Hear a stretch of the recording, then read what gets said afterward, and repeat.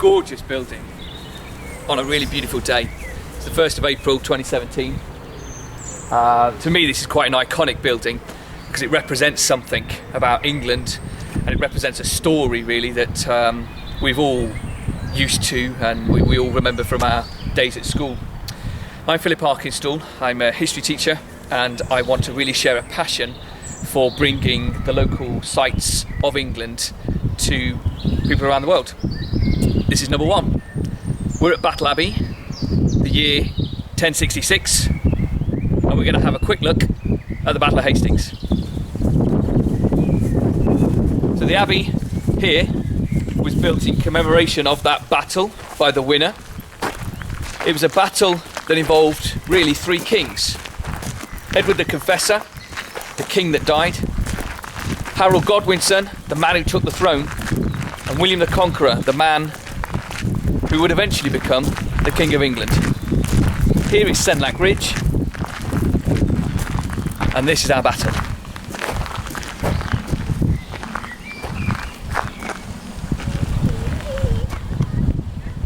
Acacia. So this looks like any other fields, and it probably could be any fields wherever you are and wherever you're kind of looking at this video.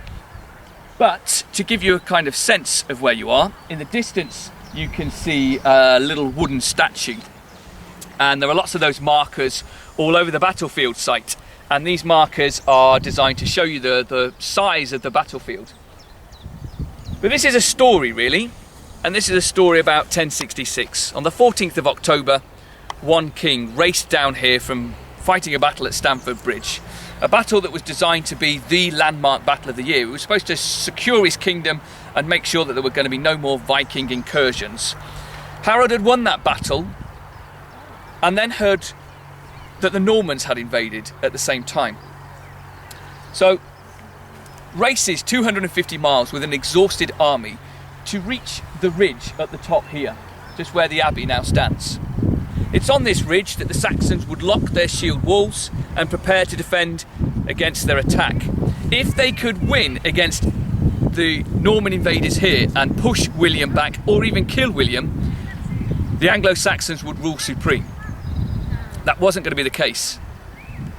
And instead, what William the Conqueror had brought with him were Flemish, Bretons, and skilled soldiers.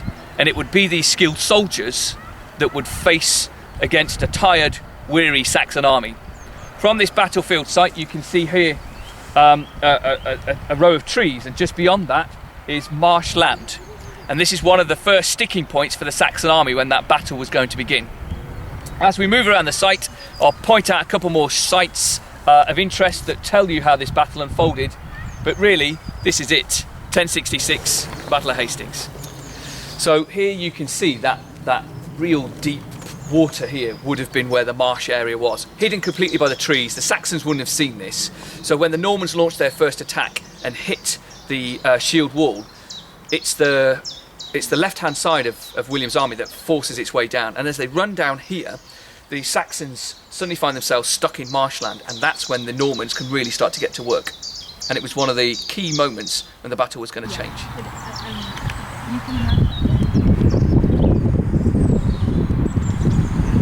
It's really difficult to imagine with the bird song and the beautiful sky that this was a site of pure carnage with 7,000 dead bodies and blood everywhere. But right up there you can get a real sense of the distance from where the Norman army were to where the Saxons were up on the hill.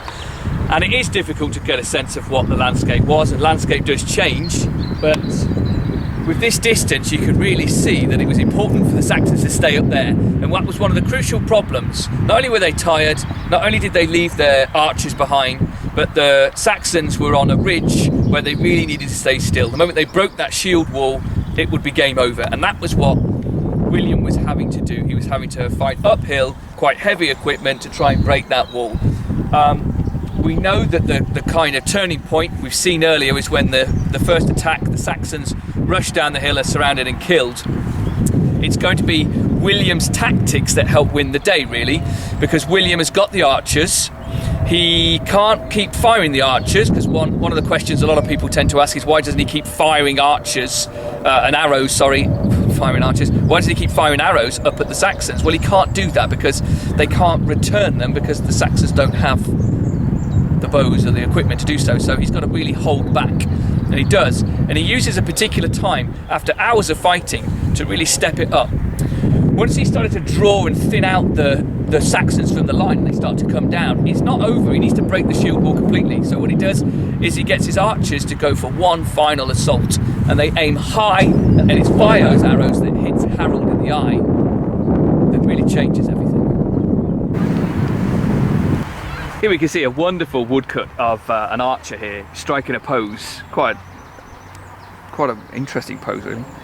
But his arrow is pointing in the direction of where those Saxons would have been up on the ridge. Just imagining again, you know, at the same site here, an arrow like this being fired from a range of archers just at the base of this hill, up here, decimating the Saxons. And the final stage of the battle would involve the housecarls, the really advanced soldiers that have been trained in hand-to-hand combat and the fierce ways really of Saxon weaponry, would defend Harold if he does get the arrow in the eye, which is what the Bayeux tapestry does show.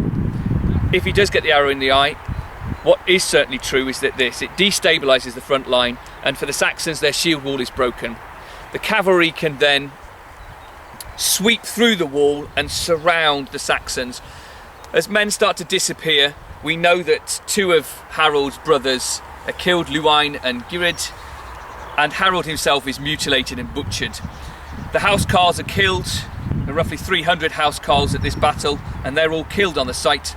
Harold himself, his body is so disfigured that when his good lady comes to see his body, she said it's really difficult to identify.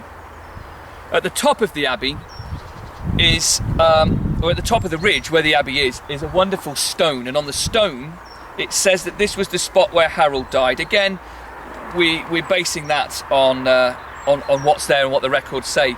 But what is impressive about this site is simply the beautiful size of it and the sheer power, I suppose, of what this one event meant for English history. So all in all, Harold really did win a decisive moment here. The Abbey was in homage really to those that gave their lives, and I think it's only testament to history that Abbey's still standing, surviving the dissolution of the monasteries under Henry VIII and tourism really. So from me at Battle Abbey, Hastings, goodbye.